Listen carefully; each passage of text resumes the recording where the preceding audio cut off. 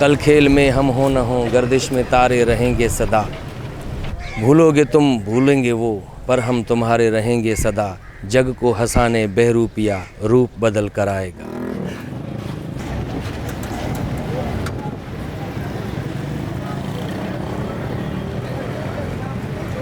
बिगड़ेगी और बनेगी दुनिया यही रहेगी, होंगे यही झमेले, ये ज़िंदगी के मेले, दुनिया में कम न होंगे, अफसोस हम न होंगे।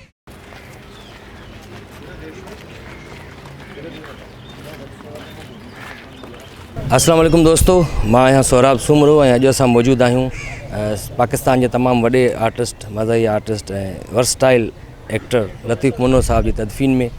ऐं हिते कराची में लियारी में उन्हनि जी तदफ़ीन थिए थी मीरा पीर क़ब्रिस्तान में, जेको लियारी में आहे। सो लतीफ़ मुन्नो साहब तमामु बहितरीनु इंसान ऐं तमामु बहितरीनु एक्टर, ख़ासि करे असांजी एतिरी उमिरि न आहे जेतिरो उन्हनि जो तजुर्बो हुयो, ऐं हमेशह नंढनि सां प्यार ऐं मोहबत सां पेश ईंदो हुयो, जूनियर आर्टिस्ट सां ख़्यालु ख़ासि करे उन्हनि खे सम्झाईंदो हुयो ऐं उन्हनि मां इंस्पायर थींदो हुयो। मूंखे यादि आहे जॾहिं असां बेड़ा पार फिल्म ठाहीसीं, पहिरीं कॉमेडी टेलीफिल्म, त उन में मूंखे सॾु करे ऐं उन्हनि चयो त यार तव्हां तमामु बहितरीनु आर्टिस्ट आहियो ऐं तव्हांजो नालो छा आहे, मूंखे ॾाढा वणंदा आहियो, तव्हांजो कमु ॾाढो वणंदो आहे। अॼु ॾाढो यादि थो अचे असांखे लतीफ़ मुन्नो साहब, हमेशह जॾहिं बि असां हुननि खे ॾिठोसीं तमामु घणो कमु कयोसीं, स्टेज हुजे या रेडियो या टीवी। हुननि जी हिकिड़ी इहा ख़ासि ॻाल्हि ॾिठी असां त केॾो बि सीन हुजे, ज़रूरी सीन हुजे या लाइट कॾहिं कॾहिं ईअं थींदो आहे डे लाइट वञे थी, जल्दी जल्दी सीन करिणो हूंदो, लतीफ़ मुन्नो साहब निमाज़ न छॾींदो हुयो, छा बि थी पए, कहिड़ो बि गेटअप लॻल हुजनि उहो गेटअप लाहींदा हुया, निमाज़ जे वक़्तु निमाज़ पढ़ंदा हुआ, उनखां पोइ मोटी अची वरी पंहिंजो सीन रिकॉर्ड कराईंदा। ऐं इहो ई नतीजो आहे, अलाह साईं उन्हनि खे अॼु जुमे जे ॾींहुं पाण वटि घुरायो आहे ऐं असांजी दुआ आहे त अलाह साईं उन्हनि खे जन्नत में जॻह ॾे। तमामु नेक इंसान, तमामु नेक निमाज़ी, तमामु परहेज़गार माण्हू, कॾहिं बि उन्हनि सां असां कंहिंजो स्कैंडल न ॾिठोसीं, न कंहिंसां झेड़ो कंदे ॾिठोसीं, न विढ़ंदे ॾिठोसीं। सभिनी खे चवंदो हुयो, असां चवंदा हुआसीं हालांकि लतीफ़ मुन्नो साहब हिन सां असां ईअं नाजाइज़ी कई दोस्त, चवंदो हुआ बसि अलाह आहे, असांजो अलाह आहे, ख़ैरु आहे, का ॻाल्हि ई न, मां हुनखे माफ़ु करे छॾियो। सो तमामु बहितरीनु इंसान हो। असांजी दुआ आहे त उन्हनि जे पोयरनि खे, उन्हनि जा जेके पुट आहिनि, उन्हनि जी न्याणी आहे, उन्हनि खे अलाह साईं सब्र जमील अता फ़रमाए। ऐं वञिणो त सभिनी खे आहे, जीअं राज कपूर चयो आहे त कल खेल में हम हो न हो, गर्दिश में तारे रहेंगे सदा। भूलोगे तुम भूलेंगे वो, पर हम तुम्हारे रहेंगे सदा। जग को हंसाने बहरूपिया रूप बदल कर आएगा। साईं जावेद नागोरी साहब, लतीफ़ मुन्नो साहब जे वफ़ात ते तव्हां छा चवंदा? बिस्मिल्लाहिर्रहमानिर्रहीम। अॼोको ॾींहुं सिंध जे आवाम जे लाइ, सिंधी क़ौम जे लाइ ॾुखाईंदड़ ॾींहुं आहे। त अॼोको ॾींहुं अहिड़ो माण्हू, असां नंढा हूंदा हुआसीं, कंहिं ज़माने में ड्रामो ॾिसंदा हुआसीं चे चिठो, माण्हुनि खे खिलाइण वारो, माण्हुनि खे विंदराइण वारो अॼु असां में मौजूदु कोन्हे। उन जी ख़िदमत खे अॼु असां ख़राज अक़ीदत पेश कयूं था ऐं अल्लाह ताला सां दुआ कयूं था त अल्लाह उन जी मग़फ़िरत फ़रमाए ऐं हीअ माण्हू हमेशह यादि रखियो वेंदो। अच्छा साईं, तव्हां पाड़े में उन्हनि सां गॾु बि रहियो, लतीफ़ मुन्नो साहब सां, पाड़ेसरनि सां कीअं उन्हनि जा तालुकात हुया, उथण वेहण कीअं हुयो?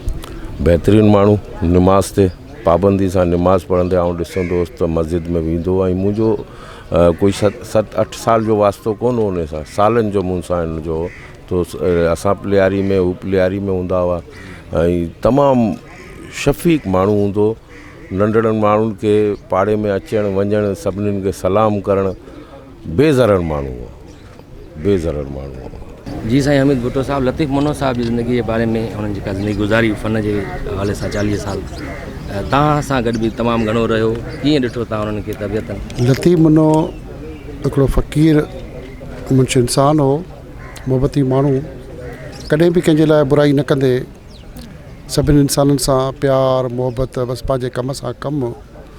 7 नवंबर 1945 ते कराची जे बंस रोड में हिन जनमु वरितो ऐं हिन जो वालिद साहबु मुख़्तियारकार हो ऐं ख़ुशहाल ज़िंदगी नंढपण खां हिन गुज़ारी। ऐं 1974 में फ़नी दुनिया में स्टेज ड्रामे खां हिन शुरूआत कई। साॻे साल ई खेसि मंज़ूर कुरैशी ऐं ॿियनि दोस्तनि पाकिस्तान टेलीविज़न जे ड्रामे घर दामाद खां हिन स्टार्ट वरिती ऐं चचटो हुनजो, ऐं जॾहिं नंढो बि हुउसि तॾहिं बि हुन शौक़ सां ड्रामो ॾिसंदो हुउसि। छा वजह आहे त हाणे ॾिसो लतीफ़ मुन्नो साहब 40 साल हुन कमु कयो ऐं माण्हुनि खे खिलायो, पर उनजे तदफ़ीन में असां ॾिसूं था जनाज़े निमाज़ में 4 या 5 आर्टिस्ट बीठा आहियूं, इहा छा वजह आहे? फ़नकार अक्सर जनाज़नि में या कंहिंजे तदफ़ीन में कोन ईंदा आहिनि ऐं बाद में उनजे बि जनाज़े में केरु कोन हूंदो आहे। इहो हिकिड़ो अलमियो फ़नकारनि जो पंहिंजो पाण सां आहे ऐं आउं सम्झां थो त जेको ॿियनि जे जनाज़नि में फ़नकार नथा वञनि उन्हनि जे जनाज़नि में ॿिया फ़नकार कोन्हनि के। जी दोस्तों, हिन वक़्तु अकरम शेख साहब तमामु सीनियर आर्टिस्ट आहिनि, PTV खां हुननि सां गॾु कमु कयो आहे। लतीफ़ मुन्नो साहब बि, उन्हनि खां पुछंदासीं त उन्हनि जी लतीफ़ मुन्नो साहब जी शख़्सियत खे तव्हां कीअं ॾिठो ऐं जॾहिं तव्हां सां सेट ते हूंदो या PTV ते जॾहिं मुलाक़ात थींदी त उन्हनि जो तव्हां सां कीअं हूंदो रवैयो? लतीफ़ मुन्नो हिकु तमामु बहितरीनु इंसानु हो। मूंसां तक़रीबन 35 सालनि सां हुनजो साथ हुयो। असां हमेशह, मां पंहिंजी लाइफ में कॾहिं अहिड़ा माण्हू घटि ॾिठा आहिनि जो जॾहिं बि मिलंदो मुस्कुराए मिलंदो, खिली मिलंदो, कॾहिं बि कंहिं माण्हू जी बुराई न ॾिठी, कॾहिं बि कंहिं ॿिए जी ॻाल्हि न, पंहिंजे कम सां कमु ऐं हमेशह प्यार करण वारो माण्हू, खिलण वारो माण्हू, मिलनसार माण्हू। मां हुन जे लाइ मूं वटि मूंखे यकीन कयो सोराब साहब, मां ज़िंदगी मुंहिंजी गुज़री वई, मूंखे 30-35 साल फ़न जी दुनिया में थिया आहिनि, पर हिन शख़्स खां कॾहिं बि जॾहिं मिले खिले, कॾहिं कंहिंजी बुराई न, का ॻाल्हि न, तमामु हिकिड़ो नफ़ीस इंसानु हो। मां अल्लाह पाक खां दुआ कंदुमि, मुंहिंजा मालिक हिन अहिड़े शख़्स खे पंहिंजे जन्नत में जाइ ॾिजां ऐं हिन जी मफ़रत कर, बसि मां हिन जे लाइ इहो ई करे सघां थो। दोस्तों, हिन वक़्तु असां सां गॾु आहिनि अमर केटवी साहब, तमामु ज़बरदस्त राइटर आहिनि, ॾाढा सुठा लेखक आहिनि ऐं हीअ बि लतीफ़ मुन्नो साहब सां तमामु घणो अरसो रहिया लियारी में बि। साईं, कीअं ॾिठो तव्हां उन्हनि खे ज़िंदगी में? लतीफ़ मुन्ना जहिड़ी शख़्सियत ऐं फ़नकारी लिहाज़ सां ज़िंदगी में अल्लाह ताला सभिनी खे अहिड़ी मौत अता फ़रमाए। हिकु शफ़ीक़ इंसान हो ऐं हर वक़्तु अल्लाह लोकी, जॾहिं बि को बि प्रोग्राम हूंदो त उन नमाज़ कॾहिं न छॾींदा। ऐं हिन फ़न जी ज़िंदगी, छाकाणि त हिन जी लतीफ़ मुन्ना मुंहिंजे केटी बंद सां तालुक़ु रखंदो हो ऐं मुंहिंजो ॻोठाई हो ऐं तमामु हिन जी शख़्सियत जे बारे में जेतिरी बि तारीफ़ कई वञे तमामु घटि आहे। अल्लाह ताला हिनखे जन्नत जवारत में जॻह था फ़रमाए। गॾु आहिनि जावेद टाकाणी, तमामु ज़बरदस्त बहितरीनु मज़ाही आर्टिस्ट आहिनि ऐं पहिरियों चैनल जॾहिं ऑन एयर थियो KTN, त हुन जेको पहिरियों ड्रामो हुयो उम्मीदवार, रहमतुल्लाह मांजोठी साहब जंहिंजो राइटर हुयो, उन में ही गॾु हुया। लतीफ़ मुन्नो साहब सां कमु कयो, अली गुल मल्ला ऐं जावेद टाकाणी। ऐं साईं, तव्हां कीअं ॾिठो उन्हनि जी शख़्सियत खे? तव्हां गॾु बि रहिया उन्हनि सां, लियारी में पाड़ेसिरी बि आहियो, उन्हनि जी शख़्सियत खे तव्हां कीअं ॾिठो? लतीफ़ मुन्नो साहब मुंहिंजो उस्तादु हुयो। नंढपण में रेडियो पाकिस्तान कराची तां पंहिंजे फ़न जी जॾहिं मूं शुरूआति कई त मूं अनवर सोलंगी ऐं लतीफ़ मुन्ने खे पंहिंजो उस्तादु मञियो ऐं उन्हनि जे हथ हेठि घणो कुझु सिखियो आहियां। असांजो त दुआऊं आहिनि त अल्लाह ताला खेसि जन्नतुल फिरदौस में आला मक़ाम अता करे ऐं हिकिड़ो वॾो ख़ाल सिंधी मीडिया में पैदा थी वियो। ख़ासि तौर असां समूरनि कॉमेडियंस जे लाइ उहो हिकिड़ो वॾो ऐं आला मक़ाम रखंदो। अल्लाह ताला उन्हनि जा दर्जात बुलंद करे। दोस्तों, हिन वक़्तु असां सां गॾु आहिनि उर्स नारेजो साहब, इहे तमामु बहितरीनु स्टेज, रेडियो, TV जा आर्टिस्ट आहिनि। हिननि बि कमु कयो लतीफ़ मुन्नो साहब सां तमामु घणो। साईं, तव्हां कीअं ॾिठो लतीफ़ मुन्नो साहब सां रहियो गॾु घणो, उन्हनि जो बिहेवियर कीअं हुयो एज़ अ जूनियर आर्टिस्ट सां? लतीफ़ मुन्नो साहब असांजे लाइ हिकिड़ो मशले राह हुयो ऐं असांजे उस्तादनि मां हुयो। मूंखे ख़ुशी आहे त लतीफ़ मुन्ने साहब सां गॾु मूं कमु कयो। भली करे आया में आउं हुयसि, अली गुल मल्ला हुयो ऐं ॿिया असांजा खोड़ सारा आर्टिस्ट हुया, उस्ताद हारून जाखरो हुयो मरूम, त उहे सभिनीनि असां गॾिजी कमु कयो। लतीफ़ मुन्नो साहब इंतिहाई शफ़ीक़ क़िस्म जो माण्हू, इंतिहाई प्यारो माण्हू ऐं मुहबतूं ॾियण वारो, कुर्ब ॾियण वारो। कॾहिं इहो महसूसु न करायईं त हू सीनियर आहे, असां जूनियर आहियूं। मां छा ॿुधायां, मुंहिंजो घणो तालुक़ु 1992 खां वठी जेको आहे PTV, वरी पोइ प्राइवेट चैनल, मां लतीफ़ भाई खां घणो कुझु सिखियो आहे। असां गॾु कमु बि कयो आहे ऐं शुरूआति जेकी मुंहिंजी डायरेक्शन जी हुई उहो लतीफ़ भाई सां कई। मां लतीफ़ भाई खे इन करे पाण सां खयो त असां कुझु हुन में ऐं उन खां लतीफ़ भाई खां कुझु सिखी करे ऐं असां ड्रामो ठाहियूं। पहिरियों प्राइवेट चैनल हो जंहिं लतीफ़ भाई ऐं मां गॾु कमु कयो। उन खां पहिरियां PTV ऐं खोड़ सारा कमु कया। लतीफ़ साहब जेको आहे उहो सिर्फ़ु फ़नकार न, उहो नेक इंसान हो, प्यारो इंसान हो। अहिड़ा माण्हू दुनिया में घटि आहिनि। लतीफ़ भाई जे मञण सां हिकु वॾो ख़ाल अची वियो आहे। हमेशह माण्हुनि खे खिलाईंदो रहियो आहे अॼु असांखे रुआरे हलियो हुयो। जी दोस्तो, हाणे असां गॾु आहियूं, बल्कि शरीक आहियूं उन्हनि जे ॾुख में। लतीफ़ मुनो साहब जा फर्ज़ंद आहिनि वक़ार लतीफ़। उन्हनि खां पुछंदासीं त एज़ अ फादर कीअं हुयो। एज़ अ इंसान त ॾाढो सुठो हुयो, ॾाढो सुठो आर्टिस्ट हुयो, पर एज़ अ फादर तव्हां सां कीअं हलंदो घर में? बहुत अजीम अबूत अजीम थे हमारे आइडियल। हमारे हल्के बुखार के लिए, खांसी के लिए रो पड़ते थे और हमारे सर पे कुरान लेके बैठे होते थे। घर से निकलते थे सुबह, कुरान उनके हाथ में होता था और आज 5 वक्त नमाज।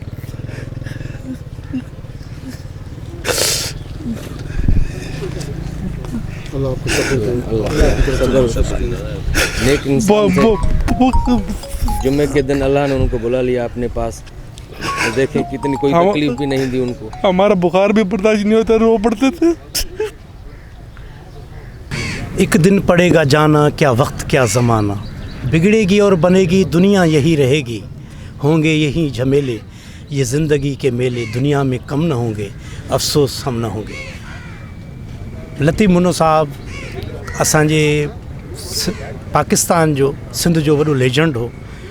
कॉमेडी फ़नकार असां अहिड़ा तमामु घटि ॾिठा आहिनि जेके अहिड़ी पुख़्ती कॉमेडी ऐं एॾी फज़ीलत सां कॉमेडी करे जंहिंखे फैमिलीज़ बि पसंदि कनि ऐं हर तबिके जो फ़िक्र तबिके जो माण्हू उनखे पसंदि करे। तो लतीफ़ मुने साहब में इहा क्वालिटी हुई ऐं असां तमामु उन सां घणो कमु कयो आहे। मां तमामु घणो कमु कयो लतीफ़ साहब सां। वॾो प्यार मोहब्बत, वॾी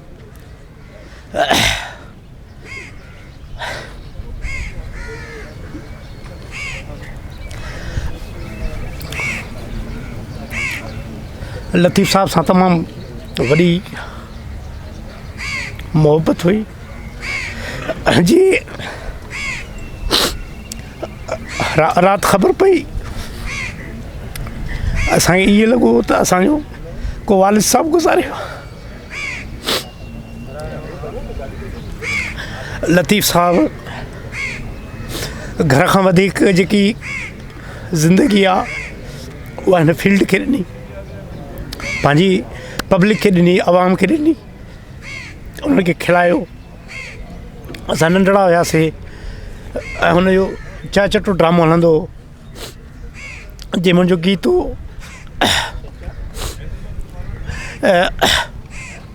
मग़ज़ बुकियूं मुॾे मारन मुकियूं। तमामु वॾो उनजो इहो मक़बूल थियो गीत ऐं असां उनखे वालिद जी जॻह ते ॾिठोसीं। असां जेके बि असांजो कॉमेडी फ़नकार आहिनि, लतीफ़ मुने खां असां घणो कुझु सिखियो आहे।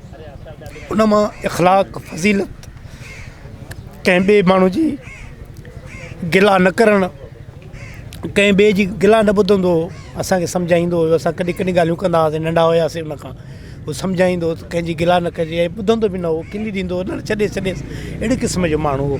5 वक़्त निमाज़, अलाह साईं हुनखे जन्नत में जायूं ॾींदो। ऐं हुनजी जेकी औलाद आहे, हिकु न्याणी आहे असांजी भेण ऐं 2 उनजा फर्ज़ंद आहिनि, अलाह साईं उन्हनि खे सब्र ॾींदो।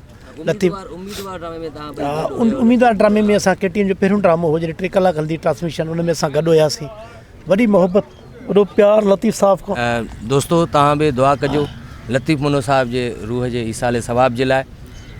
सूरह फातिहा, सूरह इख़लास 3 बार पढ़ी करे पंहिंजे हिन हरदिल अज़ीज़ फ़नकार जे लाइ, जंहिं सॼी उमिरि तव्हांखे ख़ुशियूं ॾिनियूं, तव्हांखे खिलाएं, कॾहिं बि कंहिंखे रंज न ॾिनई, कंहिंखे ॾुखाए न, ऐं अॼु सबुरी करे सघिजे थो।